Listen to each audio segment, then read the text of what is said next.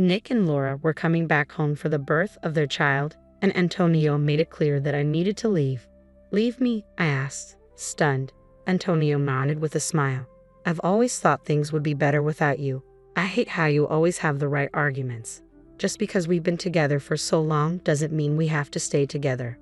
His words were bold and cut deep.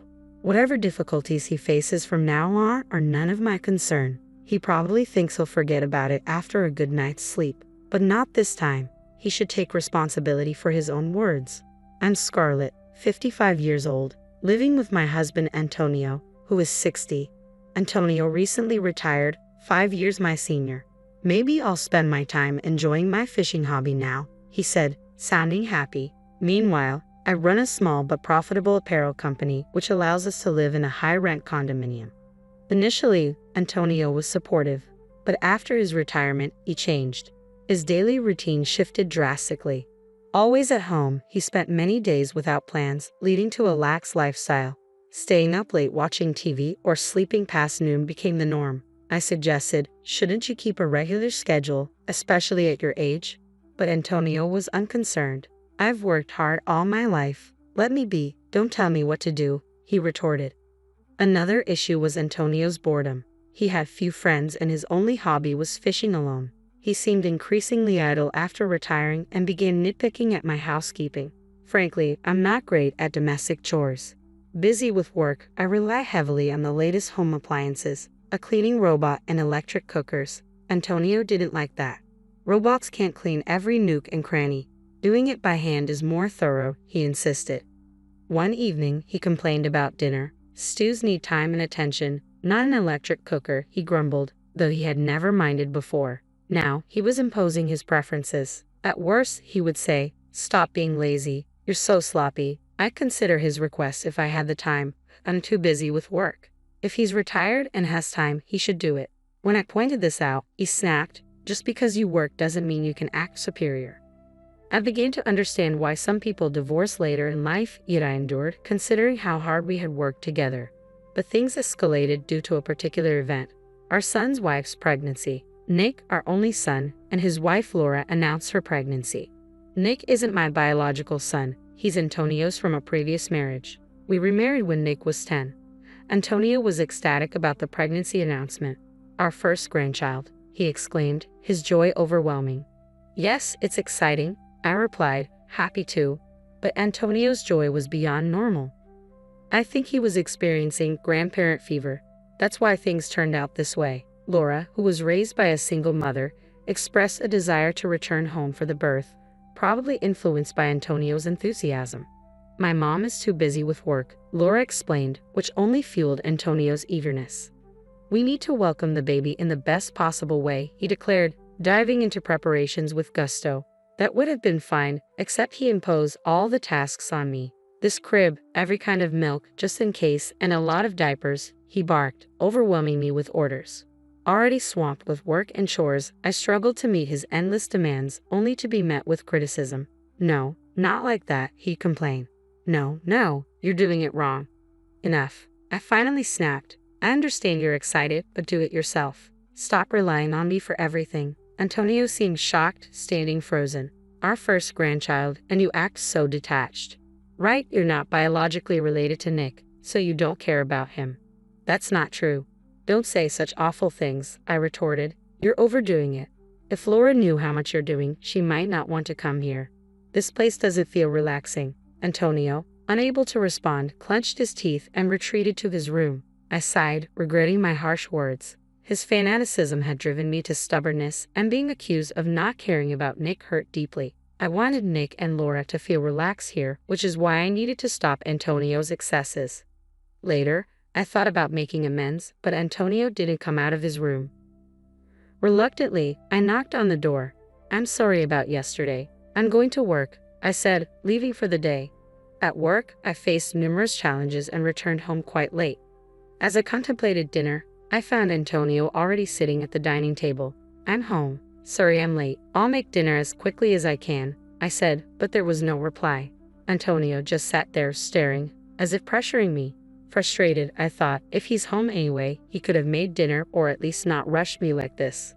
Finally, I broke down. I managed to make crispy fish sandwiches and served them. Sorry for the wait. Let's eat. Antonio immediately started eating in silence. Were you that hungry? I asked as I sat down and began my own sandwich.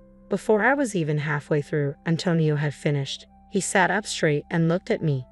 What? I asked. Antonio spoke in a low voice. You're all about work, neglecting the housework. His unexpected words nearly made me drop my sandwich. What are you talking about? I'm not neglecting anything.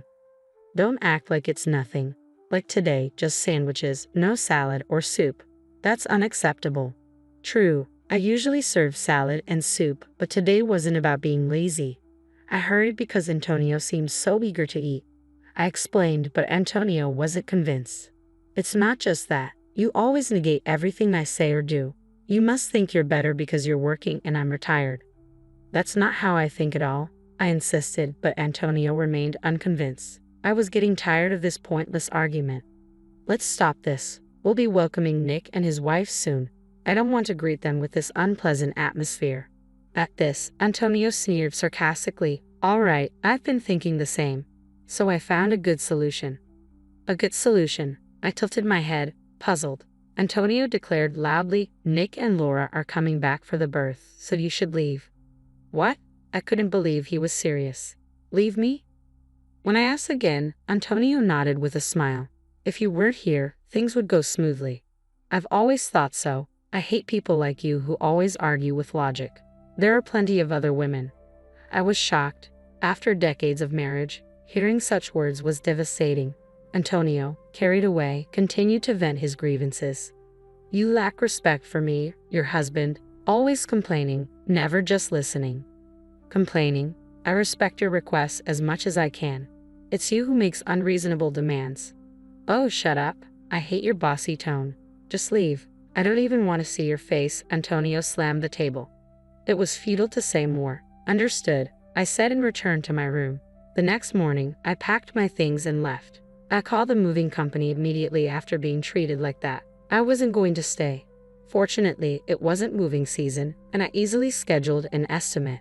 I hoped to finish everything while Antonio was out, but he was almost always home. I was worried, but then it seemed like fate intervened. I'm going out tomorrow for a bit, Antonio said. He was the type to forget things overnight, so he spoke to me quite normally. Apparently, he had been invited by his fishing buddies for an overnight trip. This was my chance. There was a slightly awkward atmosphere. Maybe even Antonio felt that what he said yesterday was too much. Still, there was no apology from him. He might have been hoping to act as if yesterday's words never happened. He's always been like that. Until now, I've been the bigger person, letting things go, but I couldn't just ignore what he said this time. The moving estimate came quickly. I planned to take all the furniture and appliances, but there was less than I thought. The problem was finding a place to move to, but that was easily solved. Someone I knew through work offered to lend me a place, a brand new one, no less. Are you sure? I asked again, and they said, Scarlett, you've been so helpful.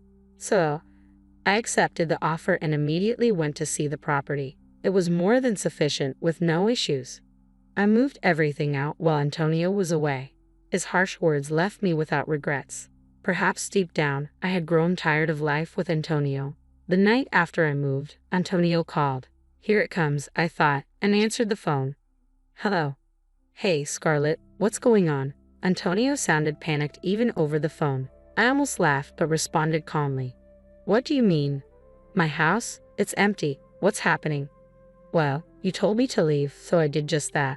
I took everything from the latest appliances to my favorite dining table. But I only told you to leave. It's crazy to take everything from someone's house. Leaving them would be crazy. I bought all that with my own money. You never contributed, saying you didn't need them. I reminded him. Antonio fell silent, then grudgingly said, Fine, Nick and his family are coming tomorrow. Furniture doesn't matter. He'd be surprised to see the place now.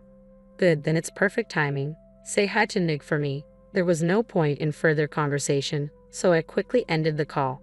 There was another significant matter, but I didn't mention it since Antonio seemed unaware. The next day, Nick called. We'll be there soon. Didn't Antonio tell you I moved out? Really? Nick sounded surprised but didn't press further. In fact, I sensed more relief than shock in his voice. Cool, Mom's not there. We can do whatever we want then. You're not coming back, right? That's right. I always sensed Nick found me bothersome. He seemed displeased that I didn't pamper him like a biological mother might. You're not as kind as other women, he once said as a child. I thought I was raising him with love so he wouldn't struggle later in life. Well, it's easier for both of us. Laura was uncomfortable too, so see you. That was like his father, always adding one extra unnecessary comment. I pondered this after hanging up. That day, I was a bit on edge, unable to focus on work. I half expected a call about the furniture and appliances. Laura once said, "It must be nice to have all these appliances for an easy life." I secretly thought their visit was to take advantage of that, but contrary to my expectations, no call came that day. Finally, at the end of the month, Antonio called. "Ah, Scarlett," his voice lacked confidence, making his intention clear, but I played ignorant. "Yes? It's about the rent." "Yes, what about it?" He struggled to say it, but he wanted to talk about the rent. Antonio and I used to pay $1,700 for the condo rent together, but now he was on his own. I was the one who paid all the rent. There was no way Antonio, with his retirement, could afford it. He might manage for a while with his retirement fund, but it would eventually run out. When he called, he hesitated to speak his mind. I had to prompt him. "You're not expecting me to pay the rent for a condo I don't even live in, are you?" No, that's not. You were the one who insisted I leave, right? And now you're coming back to me?" That wasn't something Antonio's pride would allow. As expected, he changed the subject. "Scarlett, are you doing okay? With a place to live?" "Yes, I managed to find a place thanks to some connections. I'm living comfortably." This left no room for him to ask me to return. I had no intention of going back, but just in case. "Oh, okay. Nick and Laura were saying they miss you. I thought maybe you'd consider coming back." Such words were unusual for Antonio. He must have been really desperate, but I had no intention of returning. "Oh, really? I thought they disliked me." No, that's not. Well, it doesn't matter. I have something important to discuss, so I'll come over." Yes, Antonio replied, sounding cheerful. There was a vital matter to discuss for my future. Later, I visited the condo for the first time in a while. "Long time no see," Antonio greeted, dressed up unnecessarily. No matter how much he dressed up, it was pointless. I walked down the hall into the living room where Nick and Laura were sitting. Clearly, they couldn't live with nothing. New sofas, tables, and a fridge were installed. Nick waved casually, and Laura, though glaring, greeted me. The atmosphere was tense. I wanted to finish what I came for and leave. I sat down as Antonio urged. "So, what did you want to talk about?" Grateful he brought it up, I started the conversation. I thought it was better to handle this sort of thing sooner rather than later. Antonio turned pale the moment he saw what I held out. "You're planning to divorce me?" he asked, visibly shaking as he looked at the filled-out divorce papers. "Yes. Ever since you told me to leave, I've been intending to." "Did you really say that without thinking?" Antonio fell silent. He probably did. He tends to blurt out things in the heat of the moment without thinking ahead. This habit had caused him trouble at work several times. "The last time, you said all those terrible things. I don't want to see your face. There are other women, and more." At that moment, I couldn't see a future with you anymore. He must have remembered saying those things. Antonio kept his head down, sweating. "Yeah, I said it, but that was not really what I meant." "You can say such things even if they're not in your heart." I'm appalled. "Well, it doesn't matter to me anymore. I can't do this anymore." Facing Antonio, our eyes met. He immediately flinched and looked away. "Can't you reconsider? We've come so far together." "I've come this far only to be told such things. I can't do this anymore. I can't be with you." As I firmly stated this, Antonio let out a long sigh. The room was enveloped in a painfully awkward silence, broken surprisingly by Laura. "Excuse me, I'm the one who's been most inconvenienced here." I turned to Laura, tilting my head, and she glared at me with eyes full of resentment. "What do you mean? I thought this place would be perfect with Scarlett around, clean and full of the latest appliances. I came here expecting to be pampered, but instead, I'm caught up in this marital mess. It's a huge nuisance." Laura sighed even louder than Antonio had earlier. She was angry with me for not meeting her expectations of a princess-like pampering. "That is a huge misunderstanding. If you're unhappy, you could go back to your own home or anywhere else. But you chose to stay here." When I said this, Laura's face turned red with anger.